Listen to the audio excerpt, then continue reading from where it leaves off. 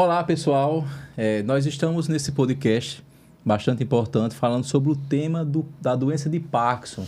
Nós estamos em abril, que é o mês de conscientização mundial sobre a doença de Parkinson, e vamos falar sobre esse tema com o nosso time de especialistas da Neurolife.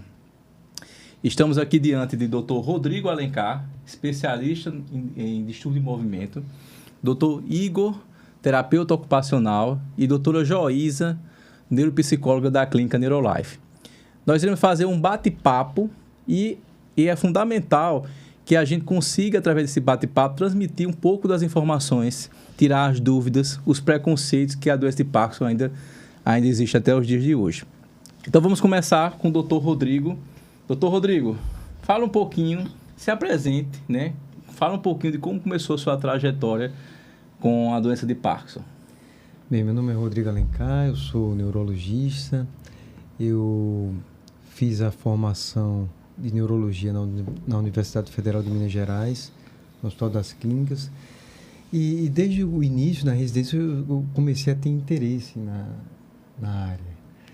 E depois da residência eu fiz um fellow, passei aproximadamente um ano, né, do fellow associado à neurologia cognitiva, mas ainda passei mais 2 anos no ambulatório de distúrbio de movimento do Hospital das Clínicas, né?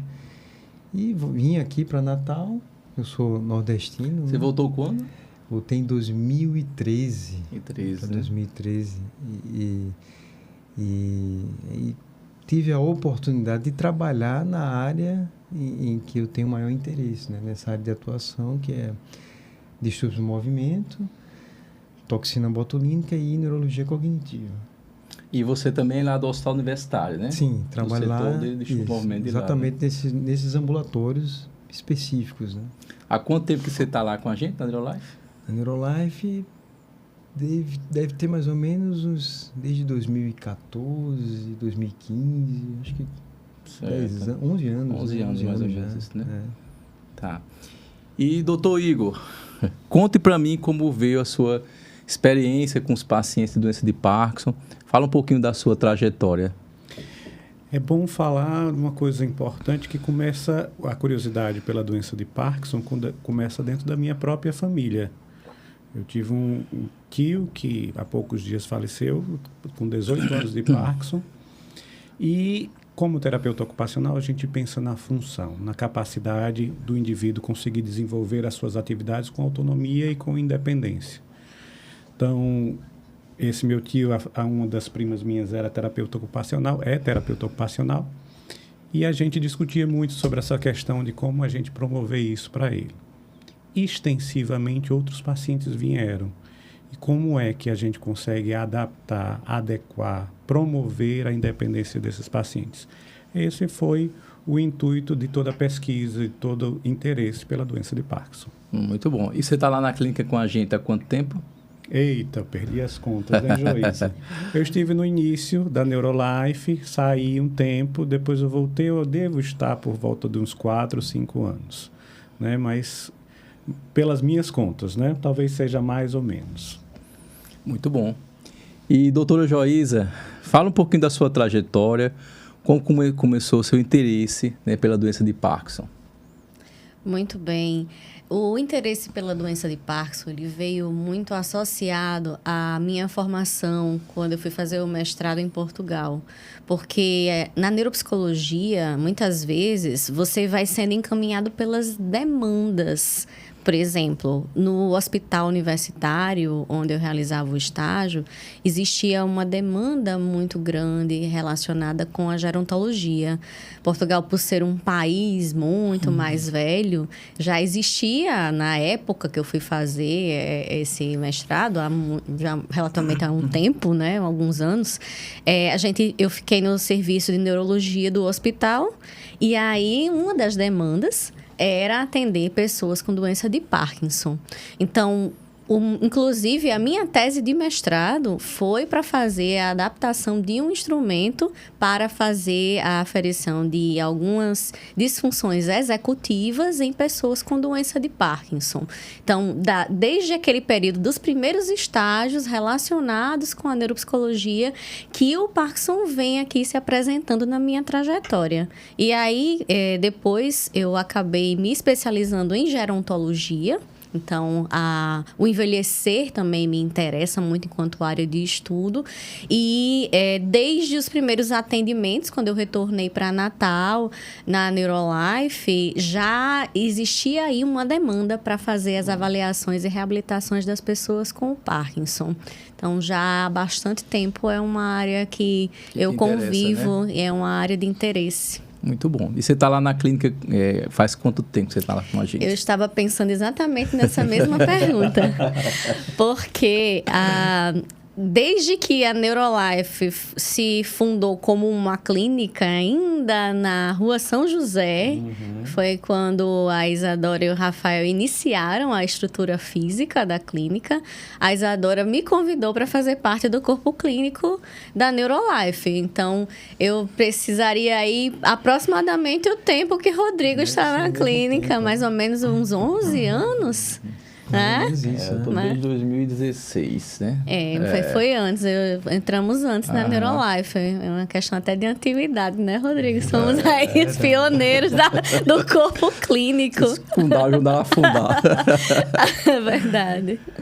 Bom, meu nome é Tiago Rocha, né? Para quem não me conhece, né? Sou neurocirurgião, especialista em neurocirurgia funcional, né? Eu fiz minha formação na Unifesp, no serviço de Ricardo Centeno, onde o carro-chefe é a epilepsia e a doença de Parkinson também. Então, é um prazer trabalhar com vocês. Na Neurolife, nós temos um time de especialistas para as pessoas com doença de Parkinson. Então, temos um núcleo dentro da clínica, bastante coeso, né? Que nós fazemos reuniões científicas, mensais, discutimos casos clínicos. E é sempre importante o paciente com doença de Parkinson, um paciente muito complexo, ser acompanhado por uma equipe multidisciplinar. Bom, então começando um pouquinho aqui, começar para o Dr. Rodrigo. Dr. Rodrigo, fale para quem está em casa o que é a doença de Parkinson, né?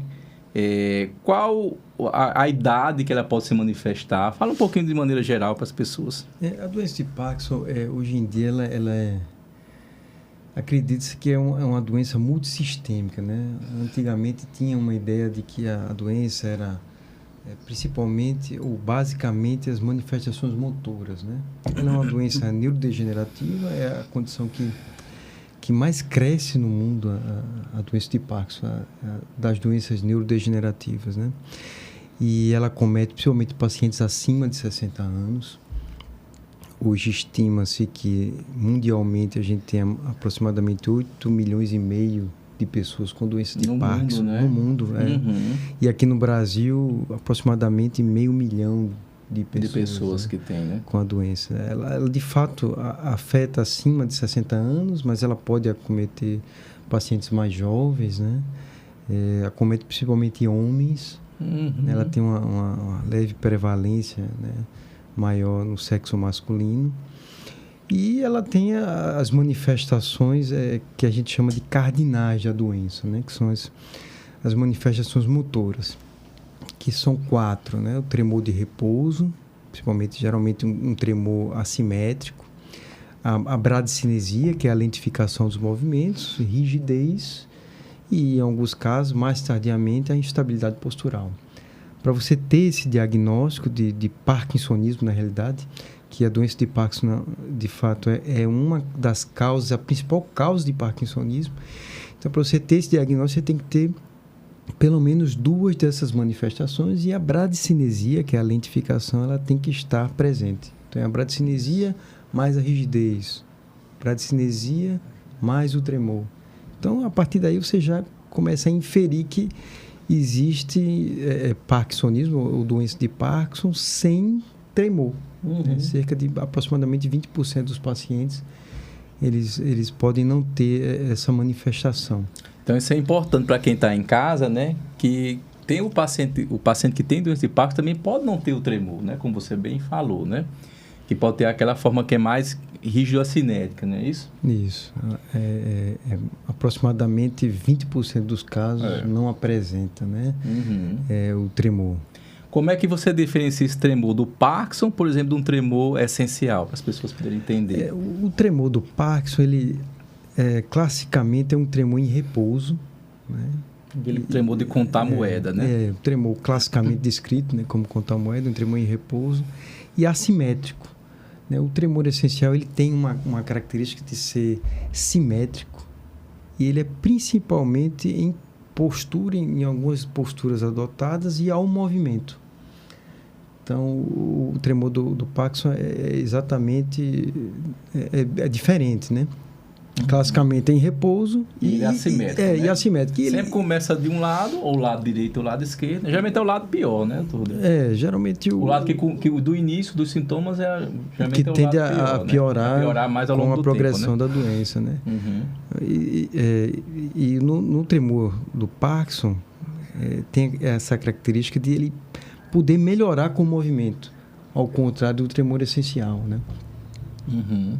E o diagnóstico, ele é clínico ou você lança a mão de alguns exames para poder dar esse diagnóstico da doença? O diagnóstico é clínico até hoje, né? A descrição desde de 1817, né? Que por James Parkinson, né? Então, é um diagnóstico até hoje clínico. Se baseia nesses 4 sinais, né? Bradicinesia, rigidez, tremor em repouso e instabilidade postural.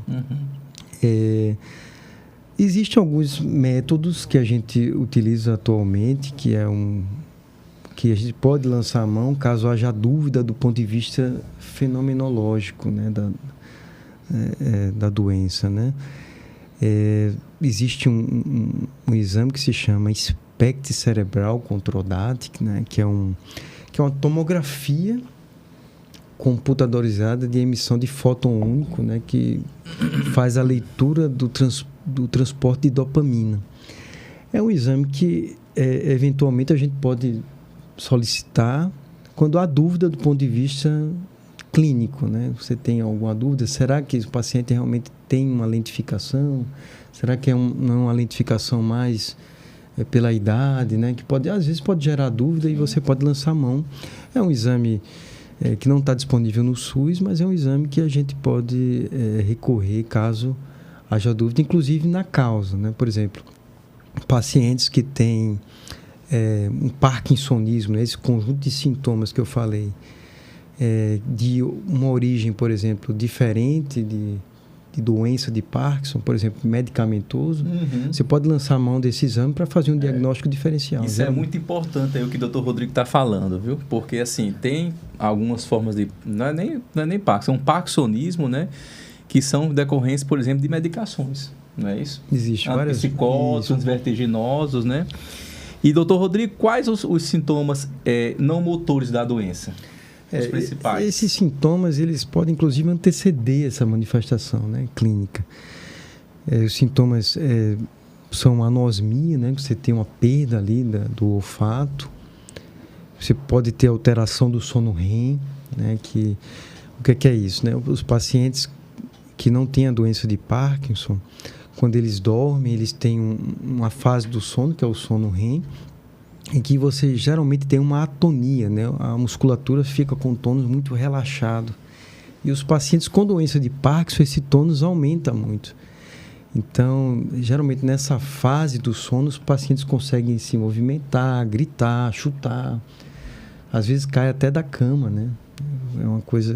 Isso também pode anteceder em muitos anos, décadas, inclusive, a sintomatologia da doença de Parkinson, né? E, assim, uma outra sintomatologia é constipação, também descrito, né? Que pode anteceder os sintomas ou concomitantemente aos sintomas. E mais tardiamente, acho que o Joís vai poder falar um pouco, alguns pacientes eles podem declinar do ponto de vista cognitivo, né? Então, é uma doença multissistêmica, como eu falei no início, né? Então, afeta realmente várias áreas. Vários sistemas, né? E, doutor Igor, fala um pouquinho do papel da terapia ocupacional, né, para os pacientes doentes de Parkinson. O que a terapia ocupacional pode ajudar esses pacientes? É importante falar de ocupação, porque todos nós exercemos algum nível de ocupação, de alta complexidade ou de baixa complexidade. A doença de Parkinson, ela termina afetando o desempenho desse indivíduo na sua capacidade ocupacional. Afeta a sua função, afeta essa interação com o meio e afeta essa performance ocupacional. É muito conhecido na doença de Parkinson a intervenção da terapia ocupacional nas tecnologias assistivas, no apoio àquele paciente no comer, numa colher adaptada ou uma colher engrossada, num prato adaptado, numa casa já adaptada para evitar riscos de quedas. Isso já é até mesmo que batido com relação à terapia ocupacional para que promova um certo nível de independência e de autonomia, gerir um pouco mais nas suas atividades. Mas uma coisa que é importante, que sem esta, as outras perdem a força, é o treino com relação às atividades de vida diária, essas que são mais básicas, e o treino das atividades mais elaboradas de vida diária. Por que não um indivíduo com Parkinson, em sua fase inicial, ainda manter a sua capacidade de trabalho? Por que não esse indivíduo ainda manter sua vida relacional e social? E isso é um benefício para o paciente, a manutenção de suas capacidades, porque ele está no seu meio, mas também ele passa a enxergar-se não como uma pessoa diferenciada, porque tem uma doença. Isso ajuda muito o paciente. E é o papel da terapia ocupacional de contribuir para que esse paciente, na medida do possível, mantenha-se nas suas atividades e no seu meio. A contribuição da terapia ocupacional é essa, favorecendo que a doença, mesmo com seu avanço, o indivíduo se mantenha dentro do seu meio. Meio, me refiro ao meio das suas atividades, ao meio do seu familiar, ao meio da sua vida social e do seu trabalho. Muito bom. E tem algum estágio que o paciente ele tem que procurar o terapeuta ocupacional, ou ele pode procurar o terapeuta ocupacional em qualquer fase da doença? Ele precisa fazer uma pergunta para si. Eu perdi desempenho ocupacional? Aquilo que eu fazia antes, eu passo agora a ter um prejuízo em desenvolver? Sou mais lentificado? Preciso de ajuda? Então, essas perguntas, se sim, ele precisa do terapeuta ocupacional. Ótimo, muito bom.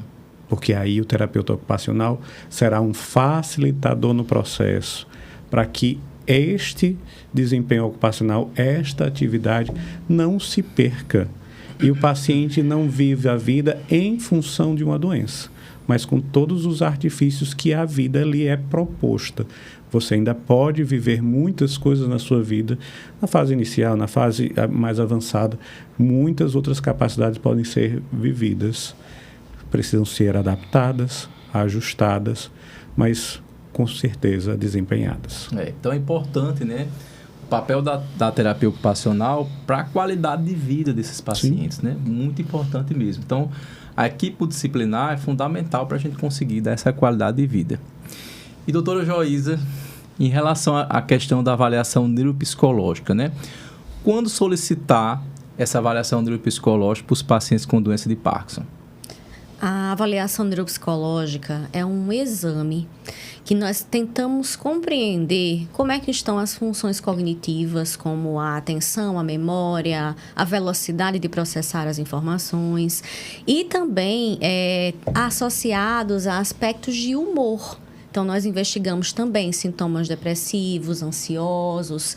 Vamos tentar ali entender como é que está aquela pessoa funcionando também dentro do seu dia a dia, a partir de comprometimentos nas funções cognitivas, emocionais e comportamentais. Num cenário ideal, A pessoa com a doença de Parkinson, ela pode realizar a avaliação em um estadiamento inicial. Por quê? Por mais que exista um agravamento dos sintomas cognitivos a partir do momento em que a doença progride, já se sabe que muitas vezes esses sintomas cognitivos, eles podem estar ali caracterizados de uma forma subclínica. O que é isso? De serem ali, estarem muito, muito sutis, estarem numa presença ali, quase que a pessoa vai desenvolvendo estratégias para lidar com eles. Isso é importante. Então, quando a gente faz a avaliação neuropsicológica, a gente já consegue ali identificar se existe alguma perda objetiva, que muitas vezes ela pode estar sendo mascarada. Então, em que momento realizar a avaliação neuropsicológica? A partir do momento que você tem um diagnóstico de uma doença neurodegenerativa, crônica, e que, com o passar do tempo, vai ter algum componente ali de declínio cognitivo, funcional, é necessário fazer a avaliação. Existem algumas circunstâncias mais específicas, por exemplo, né? Quando a gente tem ali uma possibilidade de neurocirurgia, então nós vamos ter um protocolo especializado para uma avaliação pré-cirúrgica, mas mesmo que essa pessoa ela não seja ainda uma candidata para a cirurgia, a avaliação pode sim estabelecer uma linha de base. Ela tem que ser precoce para que você Isso. consiga estabelecer essa linha de base, até para poder comparar, né? Isso Com mesmo. a avançada da doença, a parte cognitiva, não é isso? Isso mesmo. Bom. E, doutor Rodrigo, vamos falar sobre as formas de tratamento, né, da doença de Parkinson. Qual a forma mais comum de tratamento para a doença de Parkinson e como é que esses casos que são refratários ao tratamento? Aí você vai perguntar a mim, no caso do papel do cirurgião. Fala um pouquinho aí dessa parte. O tratamento é multidisciplinar, né? Como qualquer doença, eu acho que hoje em dia não cabe aquele papel de antigamente, né? Que a gente era... É só medicamentoso, exato. né? Hoje é multidisciplinar, né? A gente sabe a estratégia realmente tem que ser com a equipe, né? Com um grupo, exato. Tem a questão, assim, não farmacológica, que está, assim, mais bem estabelecida, a questão da atividade física, né? Que a gente tem visto aí um efeito muito benéfico. A atividade física, eu acho que inclusive o fator modificador, né? Suspeita-se que sim, né? De que é um fator, realmente, em ensaios clínicos, tem um ensaio clínico randomizado, né? Que foi descrito, em que eles fizeram uma análise em pacientes com doença de Parkinson, em atividades moderada a alta intensidade, e que esses pacientes, durante os 6 meses de acompanhamento, eles permaneceram estáveis, né? Diferente dos pacientes que não foram submetidos a esse tipo de exercício, né? De atividade. Né? Então, suspeita-se realmente que... Então, a gente recomenda fortemente que os pacientes façam essa questão da atividade física, né? E, assim, o tratamento medicamentoso, a gente tem uma... O Prolop é o principal, né? Exato. A gente tem desde a década de 60, 70, né? Na realidade, é o medicamento que a gente considera mais potente que para o vai tratamento... ajudar a repor esse neurotransmissor, né? Assim, o mais potente do ponto de vista motor, né? Que a gente considera. Apesar de que em alguns pacientes, né? Que aí a gente vai chegar para você comentar, pode ser que não tenha uma ação muito importante no tremor, né? Marcha também pode ter algum efeito, geralmente mais em doses elevadas, mas assim, habitualmente melhora a rigidez e bradicinesia, né? A lentificação. Então, a gente tem uma gama de medicamentos, né? Que a gente pode utilizar, mas que visam principalmente a questão da reposição da dopamina, né? A gente dá a levodopa, mas a gente tem outros medicamentos que estimulam a produção naqueles neurônios remanescentes, né? Na produção de dopamina. Então, uma série de medicamentos hoje em dia aí. Tá. E assim, é fundamental que tem algumas situações, né? Quando o paciente ele tá tomando a medicação, mas a medicação ela não está tendo aquela eficácia esperada, né? Então, nós temos que em torno de 20% a 30% dos pacientes, no 4º a 5º ano de doença, eles podem ter as chamadas flutuações motoras, né? O que são as flutuações motoras? Eles precisam de doses em intervalos de tempos cada vez mais curtos e alguns desses pacientes podem apresentar chamadas discinesias, que são esses movimentos involuntários induzidos pela medicação. Então, nesse momento em que a medicação ela está perdendo o seu efeito e a doença começa a impactar a qualidade de vida, esse é o momento onde nós avaliamos a questão da cirurgia, né? Então, é um momento que é fundamental. E aí, como é que é feito esse protocolo cirúrgico, né? Você quer comentar um pouquinho sobre isso? Que aí eu complemento. Assim, as indicações clássicas, né, inicialmente da cirurgia, são casos de tremor refratário, né? Geralmente é aquele tremor que não responde à medicação. O caso que você comentou, que são as flutuações motoras, né? Ora o paciente está sob efeito do medicamento, ora perde o efeito do medicamento e a gente não consegue controlar isso com o medicamento. Então, uma outra indicação é essa. E o paciente que não consegue tomar medicamento. Tem esses pacientes que não conseguem tolerar os medicamentos. Mesmo, né? Já tive alguns pacientes, inclusive, nessa circunstância. Então, são as 3 indicações assim, clássicas, né? Aí, a partir daí, dos pacientes que preenchem, né, essa condição, uma dessas condições, a gente passa a ver a possibilidade desse paciente ser submetido ao tratamento cirúrgico, né, a estimulação cerebral profunda. Então, o paciente, inicialmente, ele é submetido a um teste da levodopa, que a gente chama.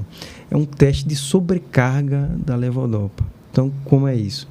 A gente pede para o paciente, com diagnóstico, obviamente, da doença de Parkinson, passar 12 horas sem uso de nenhum medicamento para a condição dele, do Parkinson, e a gente faz uma análise a partir de uma escala chamada UPDRS da parte motora.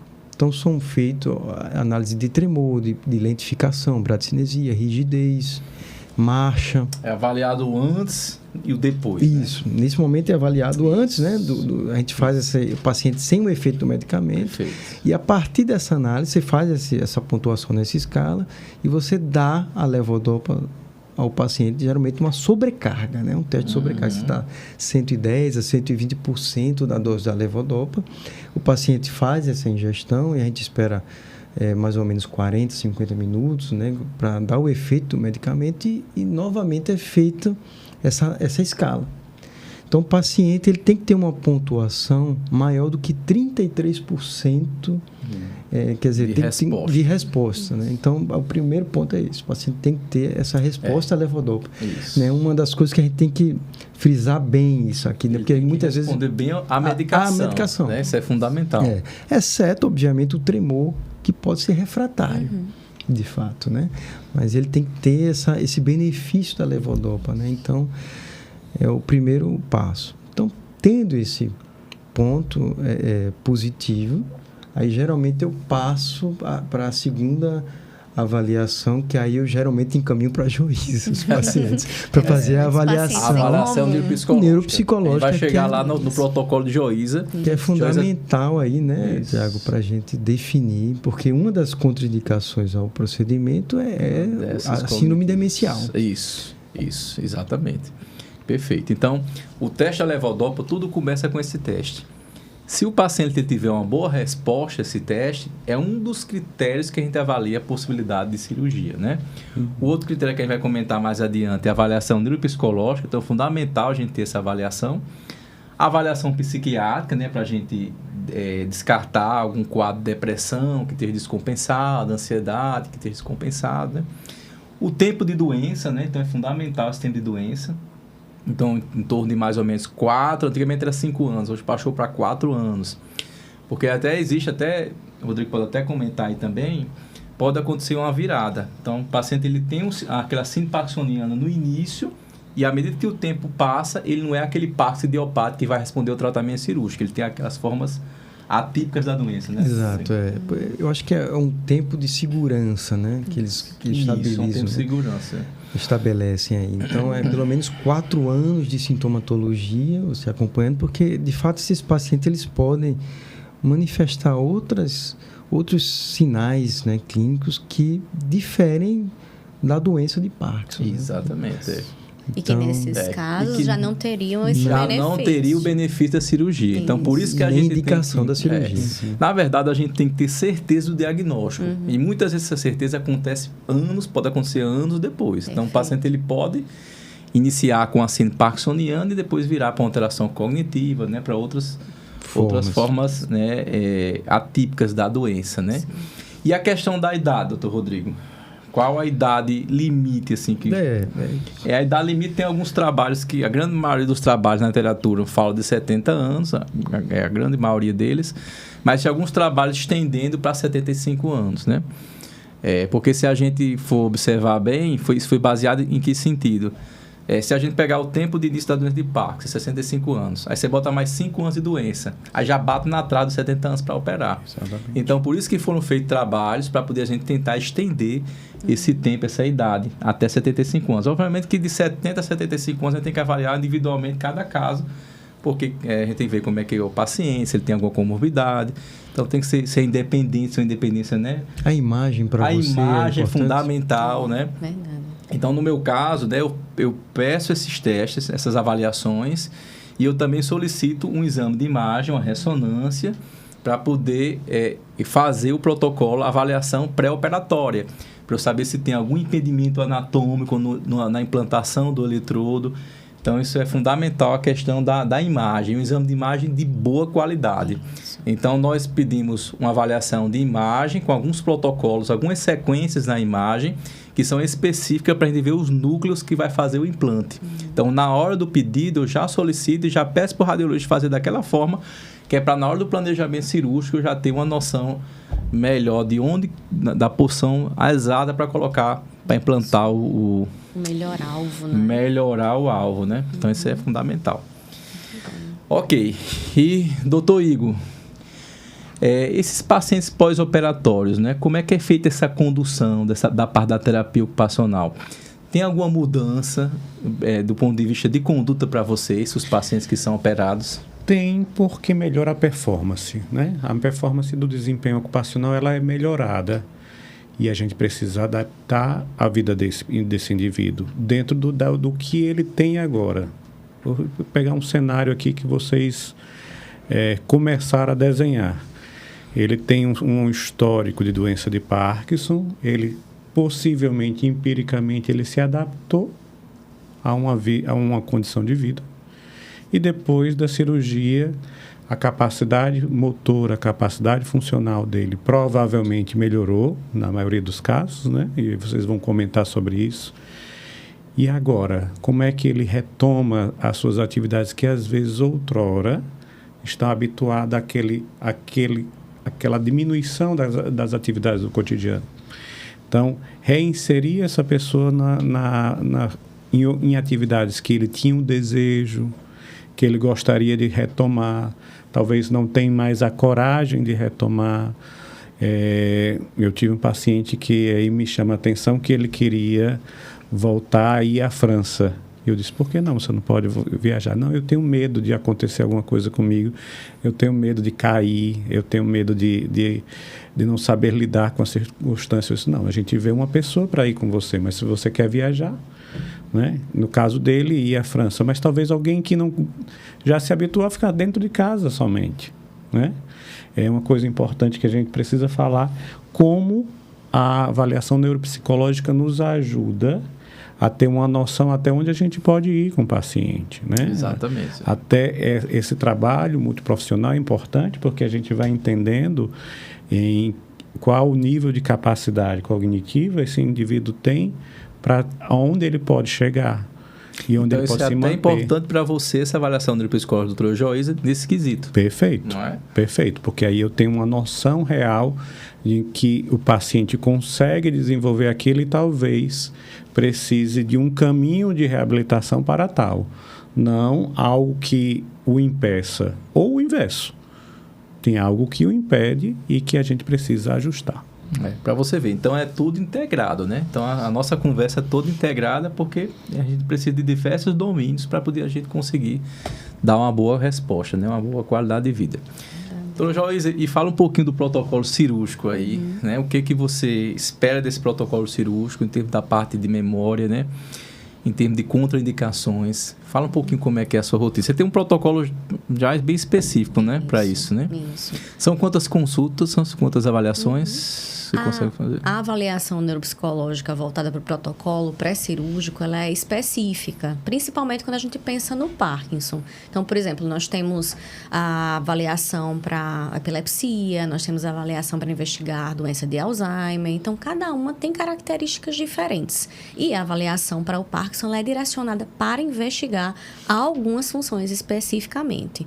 Então, a pessoa com o Parkinson, ela pode ter, por exemplo, oscilações de atenção, ela pode ter dificuldades de funcionamento executivo, como lentificação do processamento da informação, dificuldade de planejamento, de tomada de decisão, ela pode ter dificuldade de gerenciar algumas atividades do dia a dia, pode ter dificuldades pontuais de memória e não necessariamente isso se caracterizar como uma dificuldade expressiva, algo que impossibilite ela de gerenciar a própria vida. Muitas vezes essas fragilidades, elas são tênues.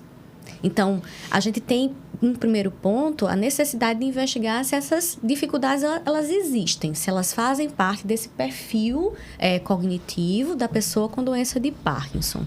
E aí a gente precisa entender se aquilo já vai sugerir, por exemplo, um quadro de comprometimento cognitivo leve, quando a gente tem ali um ponto objetivo, algo que a gente consiga pontuar ali de dificuldade, mas que ainda não traz impacto na funcionalidade, ou, em última instância, se a gente tem ali um quadro demencial que pode estar iniciando, né, a cirurgia, que né? vai contraindicar a neurocirurgia nesse caso. Uhum. Isso é fundamental, né? Então, essa avaliação neuropsicológica, doutora Joísa, a gente consegue ver isso.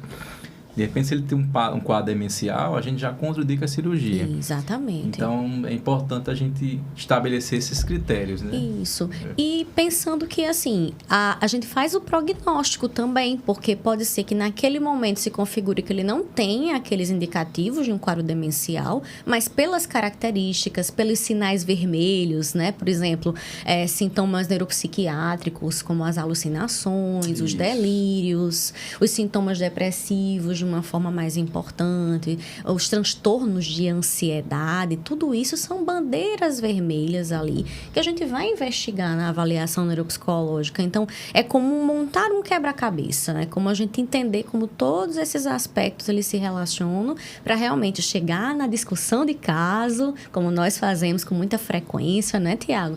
E dizer, né, para o neurocirurgião, para o neurologista, para os profissionais da reabilitação, que também vão, né, ter essa informação, o que é que pode ser feito a partir daquele perfil neuropsicológico. E assim, uma coisa que eu acho bem interessante é que a maior parte, eu acho que metade dos pacientes aproximadamente, eles já têm alteração cognitiva leve, né? Eu acho que é o que você vê na sua prática, né? Exatamente.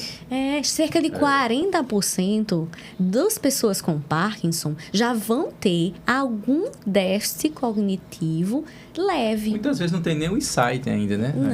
Isso. Porque não traz tanta repercussão na funcionalidade. Sim. E se a pessoa tem uma reserva cognitiva mais alta, ou seja, se ela tem a capacidade de desenvolver estratégias para lidar com essas dificuldades, isso é importante as também. Pessoas da família muitas vezes nem percebem. Porque ele muitas consegue vezes passa dar batido, conta. Né? Isso, ele consegue dar conta daquilo. Tem uma coisa que é importante a gente dizer, porque às vezes a expectativa das pessoas é se eu sou eletivo para cirurgia ou não. Isso aí. E quando eu não sou eletivo para cirurgia, parece que o mundo caiu, né? Então não vai dar certo. Existe tratamento para você. Exatamente. Existe reabilitação para você. Isso mesmo. Né?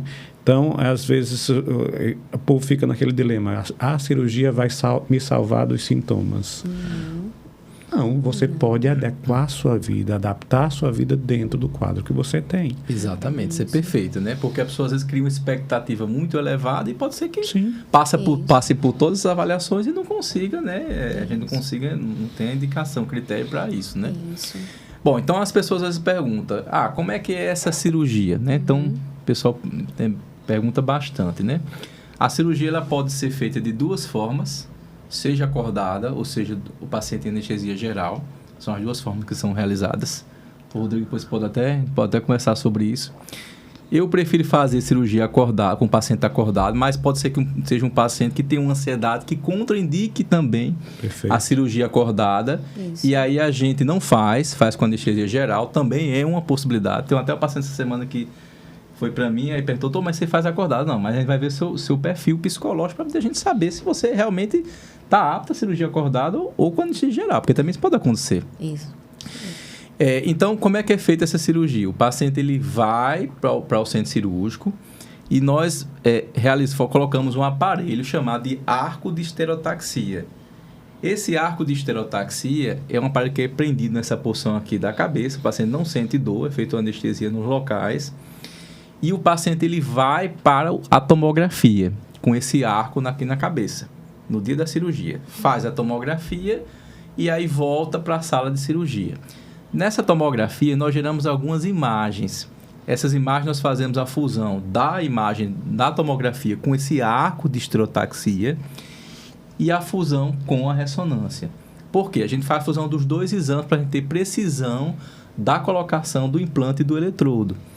Então, fazemos o planejamento com essas duas imagens e a partir daí começamos a cirurgia propriamente dita.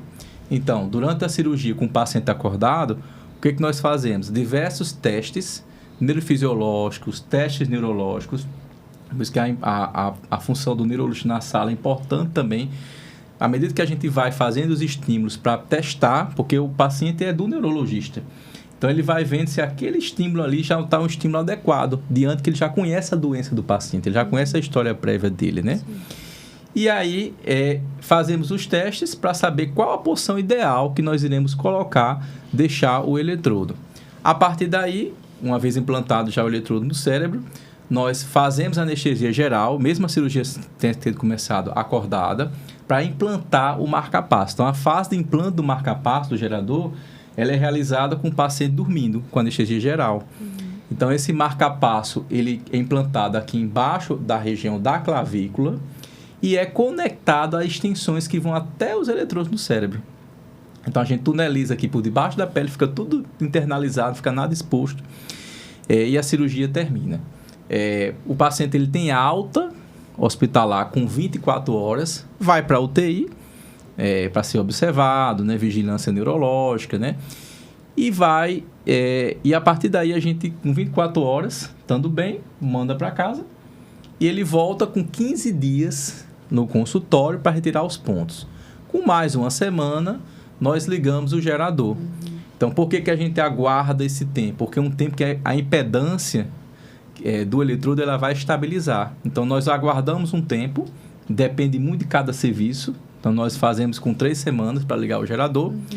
E a partir de ligar o gerador, nós vamos fazer os testes de cada contato para saber qual aquele contato é o ideal para a resposta do paciente. Aí eu vou passar um pouco a bola para o Dr. Rodrigo para falar um pouco dessa questão desse teste da programação. É uma programação que é um teste que é feito de maneira assim que bastante demorada, porque a gente vai vendo cada contatozinho e vai estimulando cada local mais adequado no eletrodo. Né, Dr. Rodrigo? Assim, os alvos principais, né? Isso. É o núcleo subtalâmico. O subtalâmico, né? Que é o que a gente mais implanta. Na verdade, nós temos que é o subtalâmico e o GPI, os dois principais, né? Nos Estados Unidos é mais o GPI que o pessoal implanta, na Europa é mais o STN, que é o subtalâmico. São duas regiões cerebrais específicas para poder a gente implantar os eletrodos. São muitas combinações possíveis, né, Tiago? Isso. O eletrodo, eles são pelo menos 4 contatos. São 4 polos. Né? E você pode fazer monopolar, bipolar, pode fazer diversas combinações, aí muda a frequência, a amplitude. É de fato uma consulta pós-cirúrgica, né? Geralmente a primeira demorada, né? Porque você faz todos esses testes, vê a tolerância do paciente, à medida que vai aumentando ali a amplitude, né? A voltagem. A janela terapêutica, né? Exato. A possibilidade de que você... Então, geralmente uma consulta mais demorada, né? E você geralmente não... Você faz essa manipulação inicialmente com doses de energia ali muito baixas, né? Inicialmente, e você... à medida que vai acompanhando, né, que os pacientes vão voltando, a gente vai ajustando os medicamentos, né? Porque é uma logística aí um pouco difícil, né? A gente não pode tirar a medicação logo inicialmente, né? O paciente está usando essa medicação há muito tempo, né? Então, a gente está adicionando o DBS, né? Que é mais um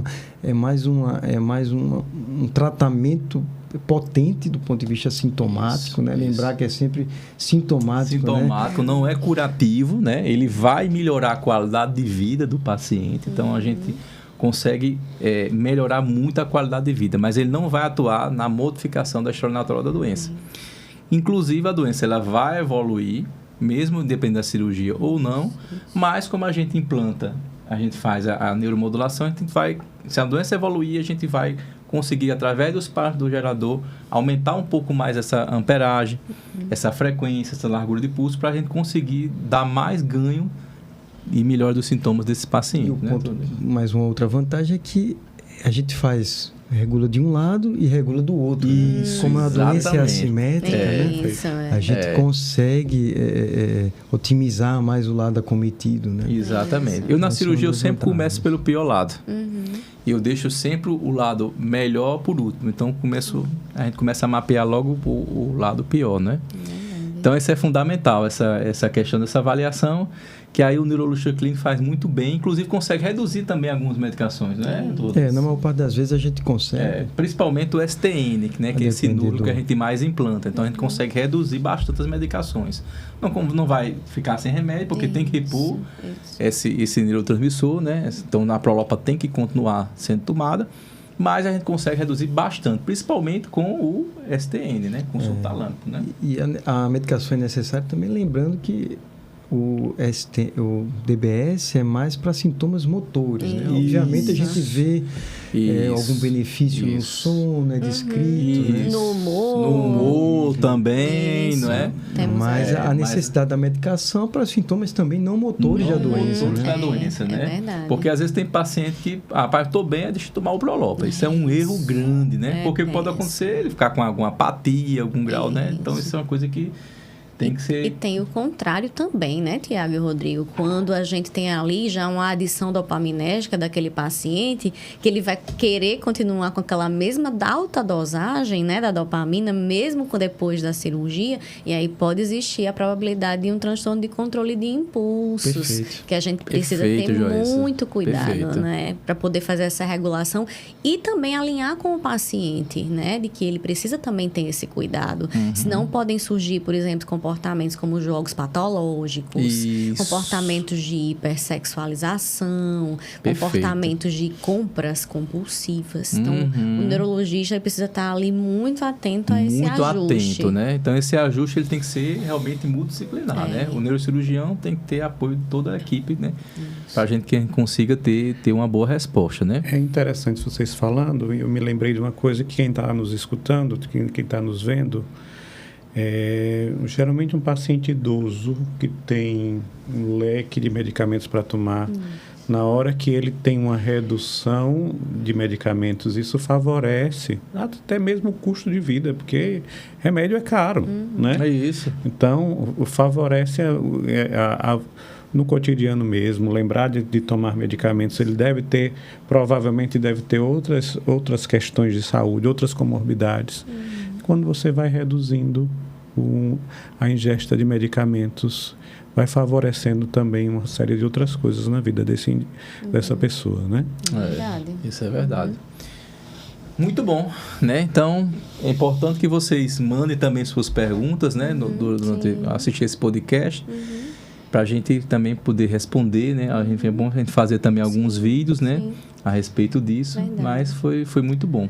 Eu estava aqui também pensando, né, Rodrigo, que após esse ajuste, né, quando ele realmente está mais estabilizado após a cirurgia, nós fazemos a avaliação neuropsicológica pós-cirúrgica. Isso, então é importante fazer o pré e o pós. Isso. Fundamental. A gente tentar entender ali como é que está aquele funcionamento, como é que está a fluência verbal. Como é que está a sua qualidade de vida, como é que está né? a sua qualidade de vida. A sua percepção da qualidade de vida. Isso. Então, isso é o impacto importante. positivo que traz para essa independência, para essa autonomia, esse ganho ali de função que aquela pessoa vai trazer. E nisso, doutor Igor também vai perceber, né? Com certeza. Vai favorecer, né, sua atividade. De praxe, você vai perceber que a pessoa vai tentando viver uma outra vida, praticamente, né? Quando ela é bem sucedida na cirurgia em si, como é que eu vou recomeçar?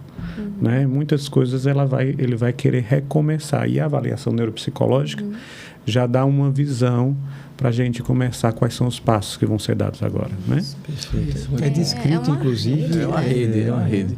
É descrito, inclusive, pós-cirúrgico, em alguns casos, a depender do núcleo em que é implantado, né? Uma redução da fluência, né, verbal, né? Isso. Então, é fundamental essa reavaliação, Isso, né? perfeito. Pós-procedimento. É muito importante. Viu? Mas é importante também que as pessoas não tenham receio, não é? Que alinhem essas expectativas, conversem com o neurocirurgião, com o neurologista, para ter essa clareza dos ganhos que ele vai ter com o procedimento. Exatamente. Então, para que isso não... Eu tenho pacientes que muitas vezes eles têm muito receio da cirurgia. Isso. Então, a avaliação ali naquele momento também é um espaço de escuta. Com certeza. Para poder aquela pessoa ser acolhida, tirar as dúvidas, ter essa clareza de conversar com o seu médico especialista naquele momento, para poder ela perceber que ela não está sozinha, ela está acompanhada por uma equipe interdisciplinar. Então, e a família também. Uma outra condição que Joyce colocou muito bem aqui, que só reforçando, é o teste da levodopa. Ele, além de ser necessário na maior parte dos pacientes, ele também é um teste que a gente consegue dar ao paciente, mostrar ao paciente o prognóstico. Uma pré-visibilidade. Uma pré-visibilidade. Aproximado, obviamente. Né? Geralmente o que melhora nesse teste... Vai melhorar isso daqui. Exato, exceto o tremor, né, e outros sintomatologias. Mas é muito importante essa questão do prognóstico, conversar de fato, né, Joyce, com o paciente. Sim. Alinhar as expectativas, gente. Isso. Sempre alinhar as expectativas, é fundamental, né? Muito bom. Então, acho que nosso podcast, né, está chegando ao fim. É imenso prazer ter vocês participando. Mandem suas perguntas, né? E na Neurolife nós temos um setor, que é o setor de distúrbio do movimento, né? Que é um setor que é bastante especializado, né, nos cuidados do paciente com Parkinson. Então, estamos chegando ao fim. Obrigado pela atenção de vocês, né? E obrigado também vocês de casa que puderem acompanhar. E vamos estar à disposição para perguntas. Até lá, abraço.